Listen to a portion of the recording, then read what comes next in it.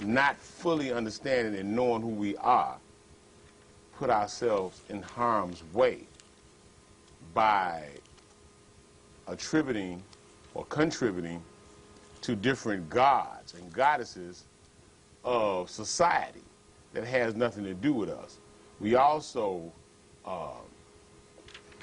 lend our ear and embrace philosophies, ideologies that has nothing to do with us as a people. Basically because of the fact that we've been disassociated with our true heritage, which lies within the pages of this book called the Bible. Now, you may have heard that we are the people of this book, and it is absolutely true, but being a people that was torn away from this true heritage, it may be hard to explain if one was to ask you, well, brother, explain that. Or sister, would you please explain that to me? Mm-hmm. That's the reason we do these shows, to try to bring this thing back to our remembrance. And as we flip the pages, or as we were talking in the last show, we were talking about just how much information there really was regarding this subject matter. So we're going to let Brother Obiyahu start us off on this particular segment of Identity Crisis. Okay, shalom, shalom, brother. Shalom. Okay. Okay, go with me to Psalms 83. And I'm going to start at verse 1. And it's talking about a conspiracy against Yah's people. And it reads, "Keep not thou silent, O Elohim, hold not thy peace, and be not still, O Elohim.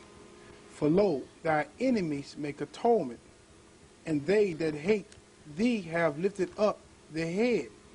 They have taken crafty counsel against thy people, Israel, and consulted against thy hidden ones. They have said, Come and let us cut them off from being a nation, that the name of Israel may be no more in their remembrance." It says, "For they have consulted together with one consent. They are a confederate against thee." That is the whole world. The whole world led by the Gentiles. When the Gentiles brought us over here into this country, they have formed a confederate of states, what we call the United States of America.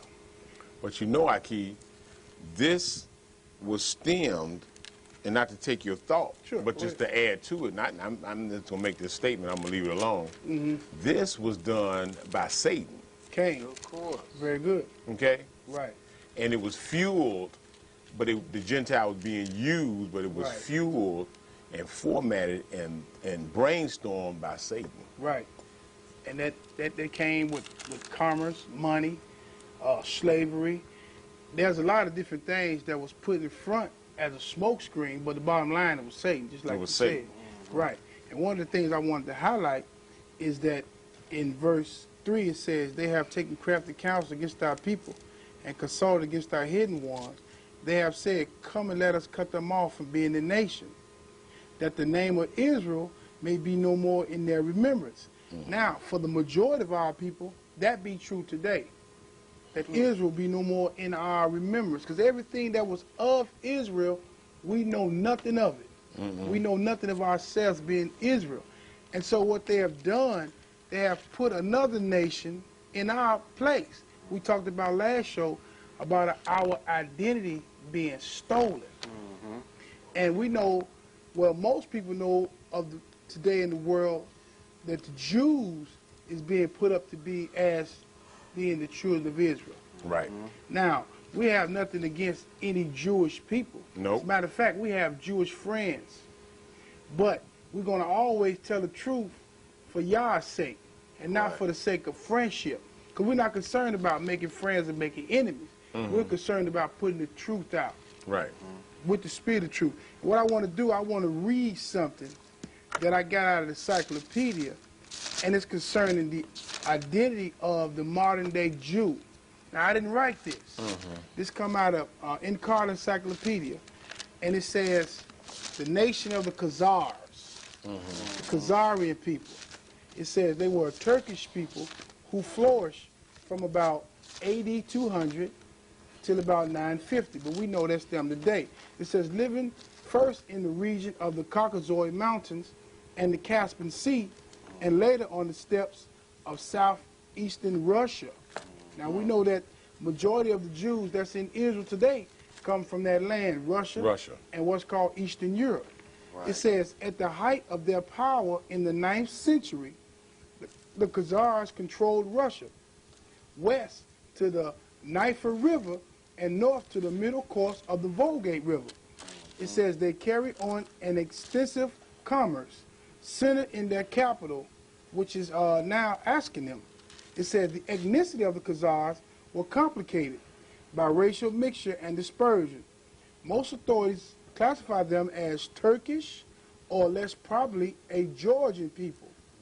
In the 7th century, their Khazars or their king embraced Judaism, and a large part of the population converted thereafter.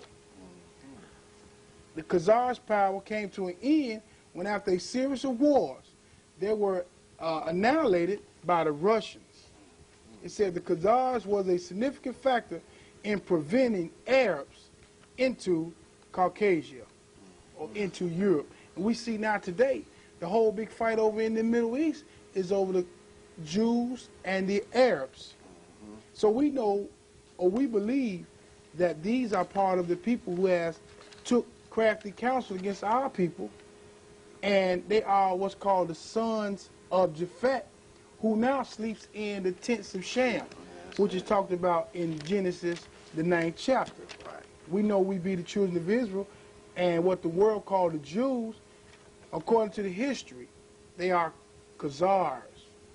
They are Eastern Europeans practicing Judaism, and they've taken on the name of Israel, not by DNA birth, but by political reasons from all those who took crafty counsel against us.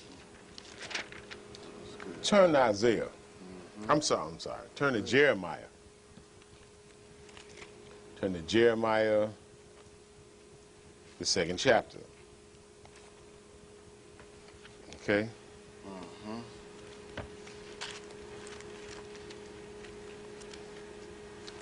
Go ahead. And the 14th verse. And I also ask this question. It says, is Israel a servant?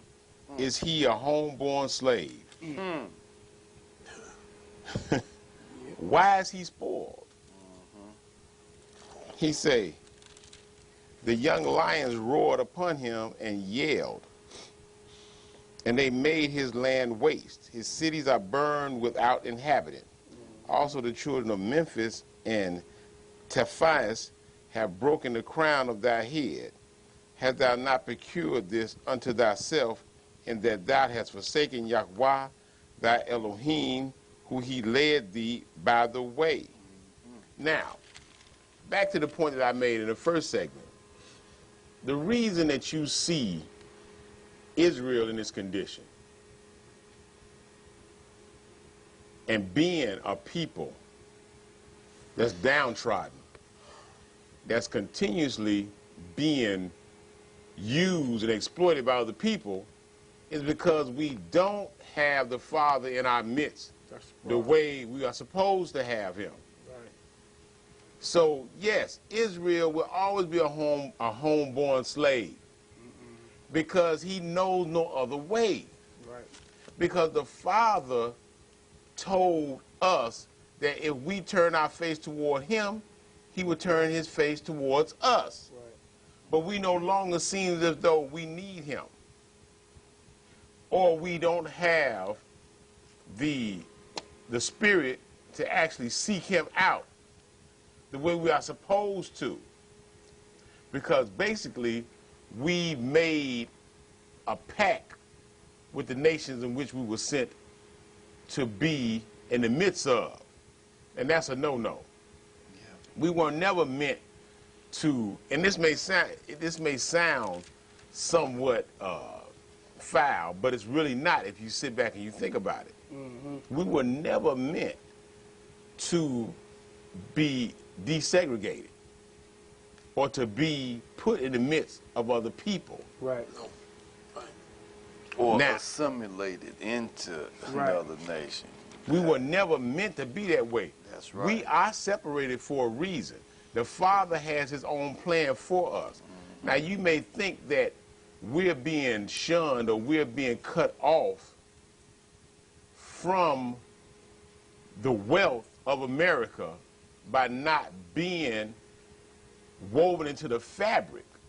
But we may be saved by that very act, because that forces us to find our way back. And that's what I love about it, because this is basically how I found my way back.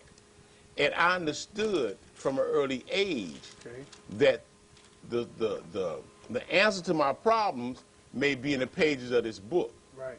Now, I wasn't really taught that fully as a child. It never came out that plainly. But as I grew and I was to seek God for myself, so to speak, this is the knowledge in which I obtained regarding my situation. So, when you see us in our situation, seeing that there may have to be some things unleashed on our behinds to make us turn back to the Most High. That's what it's about. Yep. I mean, we gripe and we grumble about Bush being reelected Right. I'm glad into you brought that up. office. Yep. That might be the very thing We need it. that be needed, like you said, be needed Yep. to get us back on track. Yeah. Because a lot of people are very afraid Right. for what's about to happen in these next 4 years. Yeah. Yeah. Okay? They are. But see, I'm not an advocate. I'm not a politician. I don't do anything regarding elections. Okay?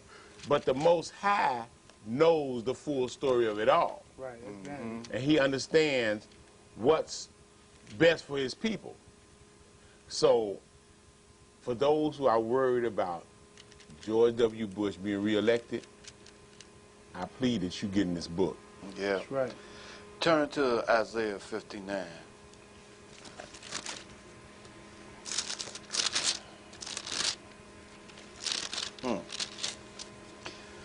Start at verse 1. It says, Behold, Yahweh's hand is not shortened, that it cannot save, nor his ear heavy, that it cannot hear. But your iniquities have separated you from your Elohim, and your sins have hidden his face from you, so that he will not hear. This is just what Kazakiel just got through talking about. Why we can't move beyond the status or stage that we find ourselves in. Right. We've got this brilliant idea. I've heard people say, well, we can pull ourselves up by our bootstraps. But you keep forgetting you don't have no boots with no straps on them to pull up That's on. right. Right. Right. So the only thing that you must have to fall back on, see, because remember now, you don't own nothing. That's right. Right. You don't produce nothing. That's right. Consumer. You are the ultimate consumer. Absolutely. Anything you try to put your hand to as a collective does not work. That's right. Everybody else, it works for. Everything you try to work for, try to build yourself up, it seems to fall in the dirt. Yep. But that's because you're not putting the Father in front of you. See, we keep trying to express to you, you have a job to do for the Father. You understand that? Matter of fact, turn back here to Deuteronomy. Mm-hmm.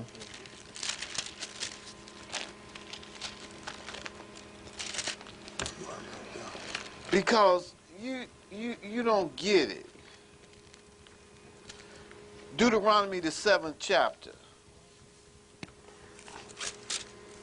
It says, when Yahweh your El brings you into the land which you go to possess and has cast out many nations before you.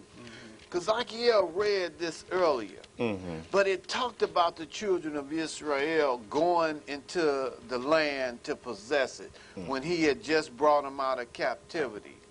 And he was just bringing the law to them, giving them all the things that they should do. Mm-hmm. Let's read verse 6 again, because it's important that you read this, because this is who you are. Absolutely. It says, for you are a holy people to Yahweh your El. Yahweh your El has chosen you to be a people for himself. Right. A special treasure above all people on the face of this earth. Then it says, Yahweh did not set his love on you, nor choose you because you were more in number than any other people, for you were least of all people. But because Yahweh loves you, and because he would keep the oath which he swore to your fathers, Yahweh has brought you out with a mighty hand and redeemed you from the house of bondage, from the hand of Pharaoh, king of Egypt. Now, this is when he brought us out. But when we go back and read Deuteronomy, the 28th chapter, it talks about the blessings and the curses. Right. Then it talks about the curses in which we have fallen into through, I hear people say, well, you was innocent. It was predestined for you to come. True. That's right and true. But your forefathers, That's right, put you in this predicament. Oh, yeah. You might not have done nothing, but you perpetuated it. Right. Because by you not going back, reading what happened, learning what happened, learning your responsibility to the Father so that you can change your circumstances, you chose not to do that. Right. You chose to serve those other gods, wood and stone. Don't you understand that a piece of silver and a paper dollar are the wood and stone that the Father talked about? Yep. That big house that you got, that automobile that you driving down the street, feeding it. Right. Huh? That's what he's talking about. Why? Because I've heard people say, where you going to get any better than this in here in this country? Well, I can't leave this place. What you better do is start learning your responsibility to the Father and let the Father make that determination for you instead of you trying to make that determination for yourself. Look at that. Huh? Because the only determination you can make is that you're going to serve the Father or else you're going to serve Satan. Right. Huh? Can't serve Yah and money. No, you can't. That's what we doing. Serve Yah and money. but we as a people seem to forget that we've been being used since we've been here. Yeah. We've been marketed as merchandise since we've been here, and still are. Right. Because if you listen to the radio, and some of that garbage that some of these young groups come out with, I mean, Profane. if you take the airwaves, and if you are in that kind of position where people are listening to you day and night, I mean, you're on television screen, you're on the radio waves, on the airwaves, you really need to think about what you're saying out of your mouth. You really need to show people a better image of your people. Right. If you are in that position. So, I mean, the exploitation that's being placed on our people is enormous. I mean, we're being used to perpetrate an ignorance, or we're being used to perpetrate and to further move Satan's agenda. Yep. More than anything. Yeah. Because what they lead us on with is this huge purse that we can acquire by simply acting a fool. Basically, that's what it is. Because we, as a people, was given a gift. That's why the children of Israel was chosen to put out this message that the Father wanted to give to the whole world. That same edge that we have, that people hear in our voices, okay, as entertainers, that same skill, that same edge that we have, irregardless of whatever we set out to do, be it sports, be it, any endeavor that we partake, we always have that edge because the Father gave us that as a people. That's one of the reasons he wants us to be in the forefront of putting out his word. Yes, sir. Because we always had that extra something that drew the attention of the rest of the world. And we've always been like that. That's nothing new. But this thing that's going on nowadays is a crime and a travesty. Yeah. We have fallen so far and fallen so low to whereas it may seem as if though we may never be able to come back up. But we can come back up with the Father's help. That's it. So, I mean, we're doing this show to show that we are the people of this book. And I do reiterate, Jews are not the children of Israel. Right. This has nothing to do with hatred or bigotry.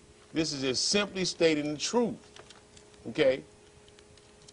Those of you who may be Caucasian or may be Asian or Hispanic or whoever you are that's watching this show, there's one thing you must understand.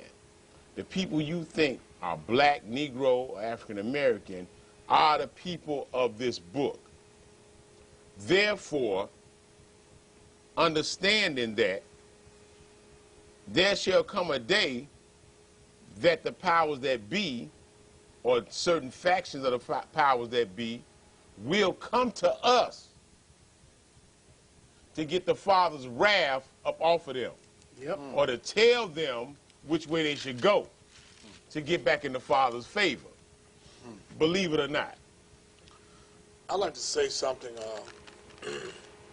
or echo off of something you just said, Kazakiel. We read in Deuteronomy the 28th chapter. Deuteronomy the 28th chapter is a chapter that was written about the time when we were given the law of Moses. And we had agreed to be Yah's people. Yes, we did. And Yah agreed to be our leader, or our El, Right. our Almighty One. So we had signed a contract, Elder. That's it. We had signed a contract Absolutely. to be his people, Yes, we and did. he signed a contract to be our El. Or you want to say to be our God, folks? Fine. But that's the gist of the story. And the Father explained to us in this chapter, this is what it's about. Look, because you have taken on this, because we have taken on this, you must do what I tell you to do. And I'm not only giving this law to you, Israel, which is all before me here today in the wilderness of Sinai, but I'm giving it to all of Israel who is not here. That's it. When he said that, that meant all Israelites that are in the future to come, that weren't even born yet, which is up until this very day as we sit here at this very time. That will be inclusive of us and you too, viewing audience. Absolutely. Yep. Absolutely. We want to do these things, the commands that he gave us in the law. If we did obey, if we obeyed the Father's commandments and did exactly what he told us to do, in the very manner that he told us to do them, the Father told us in verses 1 through 15 that he would give us these blessings. That's what that first part of that 28th chapter is about. What we will receive if we do what he said do. Right. If we fail to do this, the Father promised us, verses 16 through 68, these are the things that's going to happen to you, because these are going to be the curses that's going to come on you because you failed to do my will. You failed to agree. You messed up on the contract.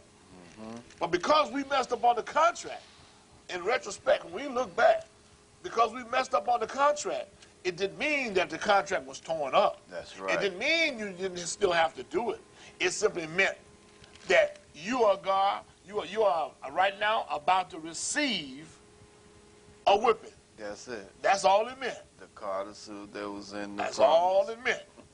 And when we go over all of these curses of the what? Of this chapter right here, we can look at a people who fit these curses. What people do we know fit these curses any better than us? Viewing audience, read that. Read it very much. Right. If you look at verse 43, and I'm going to go here because it is one of those verses that tells us not only who we are, but it tells us who the Jewish people are not. Right. Verse 43, it says, the alien who is among you shall rise higher and higher above you. That's right. I'm going to tell you something. At one time, we were a dominant force, even in the political arena in Chicago. But guess what? We as a people here, what we know of as black people, are not the most dominant force now. No, we're not. Back to the minority. When we will look at America, our voting power has decreased. We don't have the power in the polls as much as we had years ago. Right. You know why? Because it's changed. The stigma of Deuteronomy 16 through 68 will always be here with us. This will never leave you. This will never leave. It's not going to change. I don't care how much you try it. I don't care what you do. Right. The stigma of these verses here, 16 through 68, is not going to ever leave. Because we as a nation of people cannot exist in another nation of another people. That's right. It says, 44 rather, he shall lend to you, but you shall not lend to him. He shall be the head, and you shall be the tail. Now, first of all, the people that we know of with authority and with a lot of power in terms of money, we know that the Jewish people as a whole, they got nothing but money. Oh, they got the bank. They represent the lending institutions in this country for the most part. Okay, but this right here says, he shall lend to you, but you shall not lend to him. That's it. Okay, now, first of all, if Jewish people, who we think of as Jews, were the true people of the book, this right here would automatically discount or would automatically exclude him. Automatically. Yep. Why? Because he's the one that's doing lending. When have we as a people ever been in a position to be lenders? Never. We are spenders, not lenders. Hey, that's right. We're always on the tail end of looking for something. That's it. Hey, we are spenders. We are spenders. We're not looking hustling to who? Right. And it's about money. It's about economics here. Absolutely. That's why a lot of people would reject leaving this place and going to be a nation of our own, or have a nation of our own, because why? Because they got it made too here, got it made here too well. But then again, most of us don't. But this is not going to leave us. And Elder hit it right on the head earlier. Anytime we as a people try to reconstruct anything, any political movement, with any person as their head, or with any kind of strategy, we never put Yah in it. That's right. And that's one reason why it will never work. Right. The second reason why it will never work is because this stigma is not going to leave you. No, it's not. It is not going to leave. And about us being the head, we will never be the head. Nope. Because it says right here, we're going to be the tail. Yes. The only way you're going to be the head, the only time we're going to be the head, is when Yehoshua, or the one you call Jesus, when Yehoshua comes back. Right. Yeah. And we what? And we what? And we go into the kingdom, which is what we are doing at this very, very moment. We are building the kingdom, because when the kingdom first comes, it comes with no observance. You cannot see it, because all of the work that we've been ordained to do, all of the teaching that we've been ordained to teach, all of the things that Father have given us to do as a special treasure and as what? Priests to the world. Everything that we do, every soul that we save, so to speak, every time we do that, we are building the kingdom. And the finishing touches on that kingdom will come when he comes. Yep.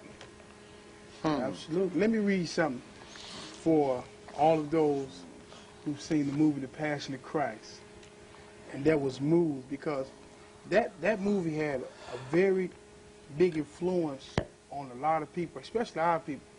Because I went to the show to see it the first weekend it came down. Oh, yeah. And it reminded me of that tragic E2 situation. That's how packed the movie theaters were. So a lot of our people, we really love Christianity. We really love us some Jesus. So I just want to read something that maybe this will catch their attention. This is Matthew 28. I'm going to start at verse 20. It says, "But the chief priests and the elders persuaded the multitude that they should ask Barabbas and destroy Yahushua.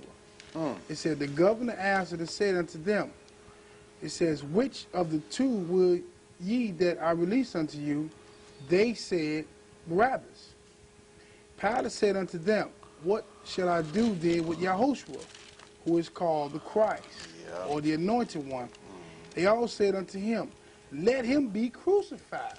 Right. So our people said, let Yahushua be crucified, and we picked Barabbas to live. Right. 23. And the governor said, why? What evil had he done? But they cried, Israel cried out the more, saying, let him be crucified. Let Israel cry out.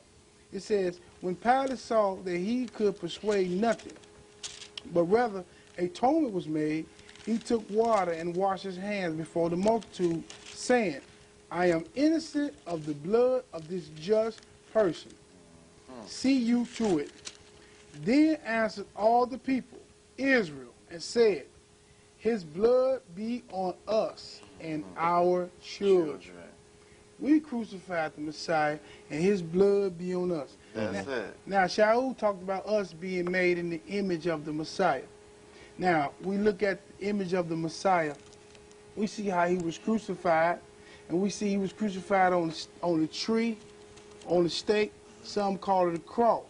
But when you look at our history throughout the Americas in the South, in the backwoods of Mississippi and Alabama and Georgia and the rest of the South, it was our people that was hung on these trees, just like the Messiah. I mean, you can see the exact same pattern. So for all you folk that saw the Passion of Christ, I hope y'all caught that. The same way he was persecuted, we being persecuted. Because we are a mirror image of the Messiah. He being the firstborn of Yah, we being the firstborn of the nations of Yah. We made in the image of Yah, just like he was made in the image of Yah. So I just wanted to point that out and hope that they see this. Verse 25. Then answered all the people and said, his blood be on our hands and our children. That's it. So who are them children? Us. That's us. Absolutely. That's why. His blood is on our hand, not the world, not the Christians. We persecuted him. Had him crucified. We gave him over to the Romans. Again, our plight is turning back to the Father.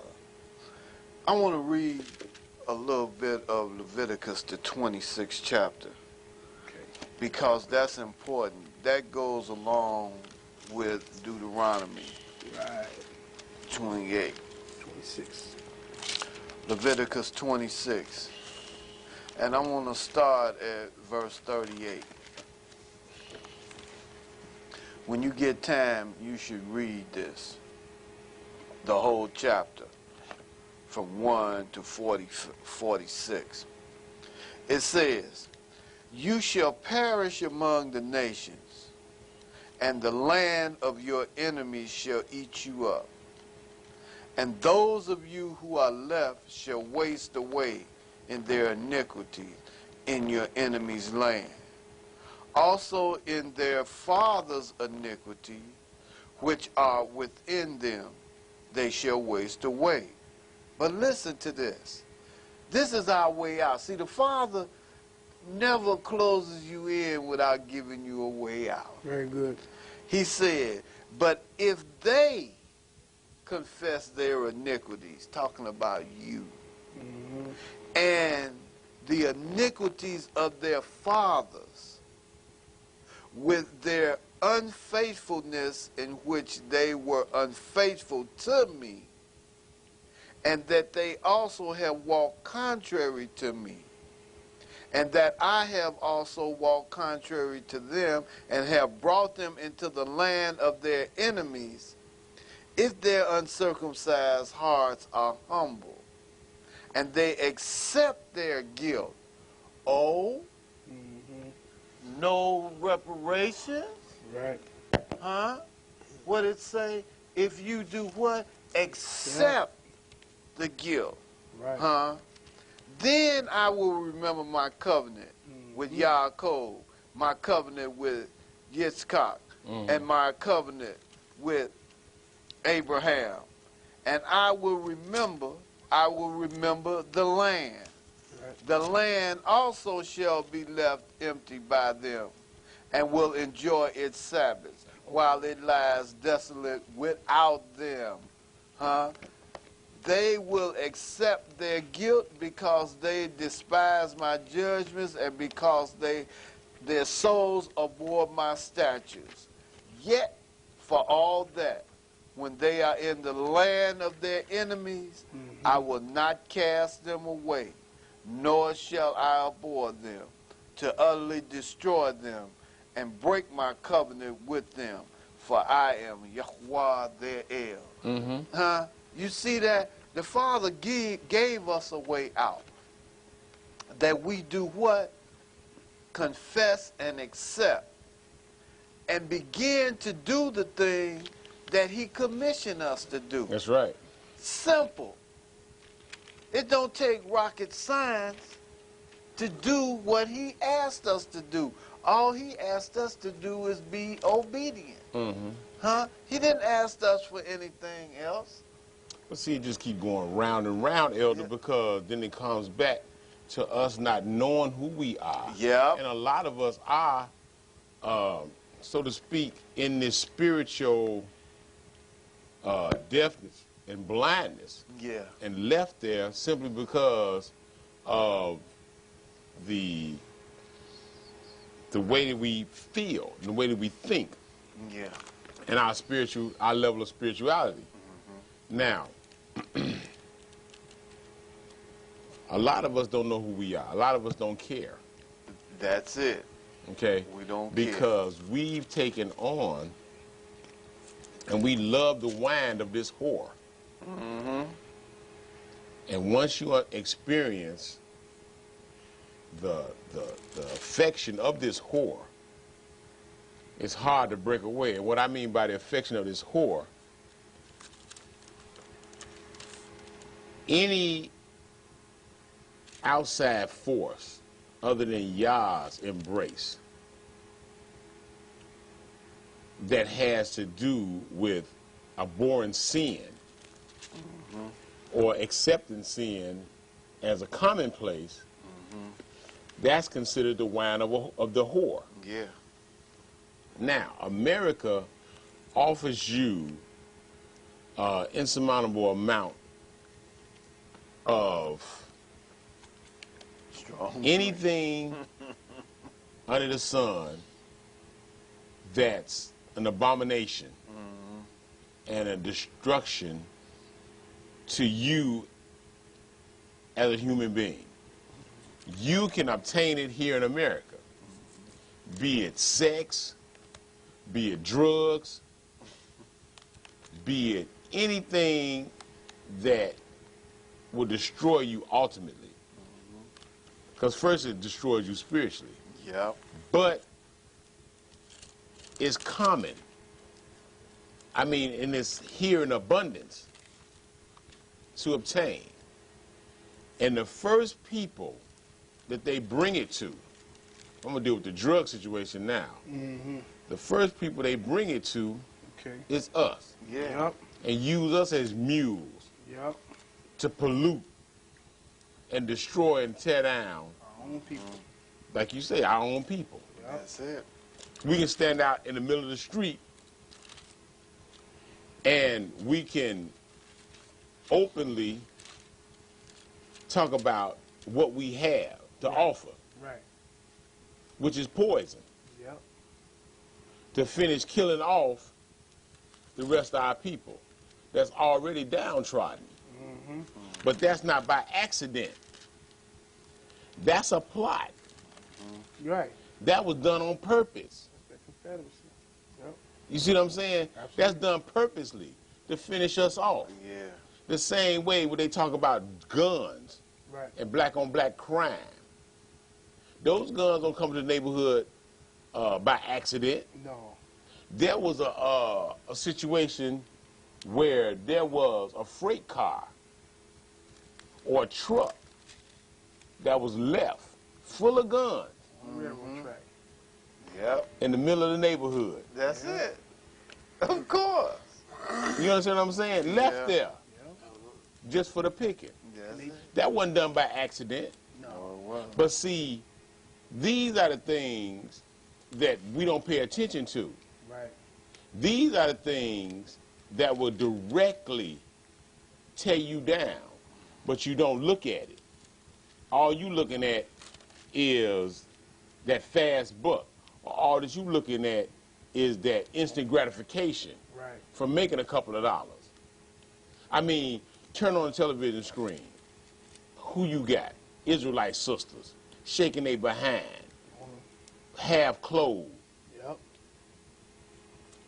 to be used as merchandise. An auction block. Thank you, on the auction block. Things ain't never changed. Nope. No. They just been rearranged. That's Right. it. But at the same time, we trying to find out or figure out how we can come up or how we can get this curse up off of us. Right. But me and Elder was talking about this perpetual sin and how the curse supposed to end at the fourth generation. But the problem with us is every fourth generation, we just keep sinning. That's right. We We never had a going. fourth generation that purely come and Come. petition the throne of Yah and say, Father, Yeah. deliver us. Right. Come see about us. Right. Kumbaya. Because we keep doing the same things over and over to destroy ourselves, but we want Yah to deliver. It don't work like that. No. It's not going. And it'll never work like that. So, I mean, we are afraid to speak out against those things that tear us down the most. Right. You can have individuals in your house tearing up your house, doing everything under the sun in your house. And we talking about your children now. And we afraid to speak against it. Yep. Hey. Why? Hey. Because you don't want to deal with the consequences. Yep. You don't want to hurt your baby. But I got one for you. Bush gonna hurt your baby. Yeah, Absolutely. and you too. Cook County Jail gonna hurt him too. You see what I'm saying? And you Your too. baby ain't nothing to the powers that be. No. Right, and you too. That's right. So you better come back and reclaim your You baby gonna send him to Iraq.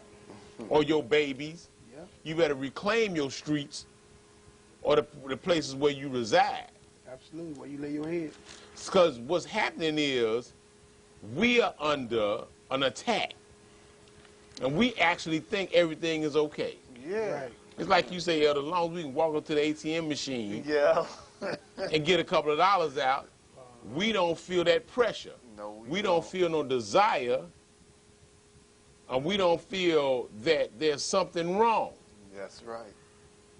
But see, once you understand that the microchip is here now, Right. Yeah. in abundance, Right. Yeah. that no man, rich or poor, small or great, can buy or sell. Right. Yeah. This next 4 years is going to be a trying 4 years. Yeah. So we as the children of Israel need to get back in this book. Yeah. And even if Bush didn't get back in it, whether it was Kerry, it don't make a difference. Now they were the same, that's the same ideology. Right, right. Same philosophy. Because no man is gonna save us. Nope. No man is gonna save us. But yeah. Yeah, especially when you have two people who are running against each other, and your only selection is between the two, and they both are part of the same organizations and related as well. So you know, there's no escape. This thing is not going to leave us until we do what Yah said do. That's it. And that was to come together, come to Him, get it together, repent for the sins of our fathers, and you know, and the thing is, until we as a people return to Him, He's not going to return to us. No, he's not. You see, the church is waiting for Him, but guess what? He waiting for us. That's it. But see, the church don't understand that. They don't know nothing about that. They don't know nothing about Him waiting for us. No. They don't know nothing about that. They think they wait for his return. They wait for Him. But you know what? We have a direct input. We have a direct effect on what He does because He already done said it. The trouble is, you didn't catch it. Look at That's that. right. So, you know, it's just a thing whereas always keep your ears open. Right.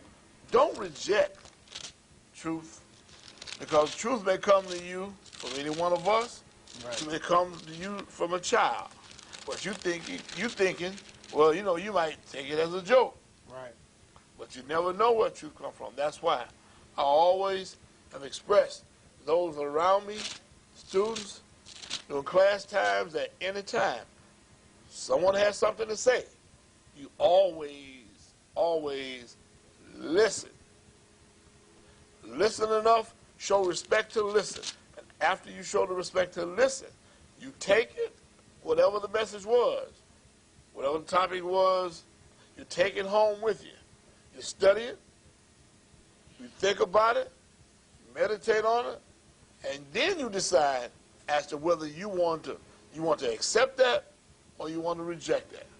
But whatever you do, whenever someone speaks, do not shun them, because oftentimes the truth will come to you via ways that you know not of, that you know not think of, or you don't think of, and you would have shut the truth down, because it will be brought to your attention later on, why did you reject the truth? And you may say, I never heard it. That's because you wasn't listening. That's right. And you weren't supposed to shun it. So when you lean there, when the truth comes to you and you have a deaf ear on it, you don't want to hear it, it's going to come back. When I say come back, I mean it's going to come back on you. You may not receive it again, but this is what you should do. You know. Jeremiah, the 4th chapter, verse 1, it says, if you will return to me, O Israel, says Yahweh, return to me. And if you will put away your abominations out of my sight, then you shall not be moved. And you shall swear that Yahweh lives in truth, in judgment, and in righteousness. The nations shall bless themselves in him, and in him they shall glory. For thus says Yahweh to the men of Yehuda and Jerusalem, break up your fallow ground, and do not sow among the thorns. Circumcise yourselves to Yahweh, and take away the foreskin of your heart. You men of Yehuda and inhabitants of Jerusalem, lest my fury come forth like fire and burn so that no one can quench it because of the evil of your doing. In other words, turn around. That's all we have to do is turn around. Absolutely. Simple. Seems hard. Right. But all the Father's asking us to do is to come together as the people that he chose to carry his word. Right. That's all he's asking. He's not asking you to bow down, build no monument to him, and then keep running to the monument talking about you serving him and you serving the monument. No. It's beyond that building. It's us as a people. Our spiritual development. Our development to know who we are. That's what this identity crisis is about. Yeah. Learning who you are, Right. so that you'll know who to serve. Right. Simple. But see, we got that sign of the perpetual slave in us. Turn to Deuteronomy, and those don't understand what that's about. Okay. So it's not that, we keep talking about turn, and we like turn from what? Yep. See, that's the thing. We ain't finna let go a lot of this stuff that this whore is offering to us. Yep. So that's why when you say turn, they like turn from what? Yeah. And when you give them what they're supposed to turn from, they like, I'm not letting that go. Right, I know. The sign of the perpetual slave was this. It's Deuteronomy 15 and 16. It say, and it shall be, if he say unto thee, I will not go away from thee, because he loveth thee, and thine house, because he is well with thee. This is the slave that does not want to be free. Right. Yeah. Okay? The Lord of bond servant.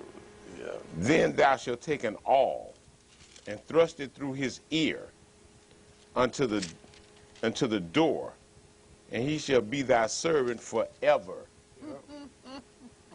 And also unto thy maidservant thou shalt do likewise. It shall not seem hard unto thee when thou sending him away free from thee, for he have been worth a double higher servant to thee, and serving thee 6 years, and Yahweh thy Elohim shall bless thee in all thou doest. Now, this perpetual slave, or this everlasting slave, is basically our makeup as a people. That's it. It's We identify with our oppressor to the point to where is our oppressor has never feared us in that way, because he knew we were just a darker him. You understand what I'm saying? Yeah. So we think like him, we talk like him, we walk like him, we dress like him. So in that point being, we are a perpetual slave and shall always be, not understanding what to turn away from, the insanities that we accept as people, the things that go on outside our houses, things that go on inside our houses. Okay?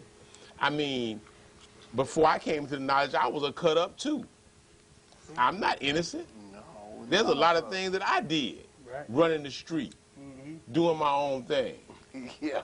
until I came into the knowledge and the Father started to deal with me, and I turned back to Him. You see what I'm saying?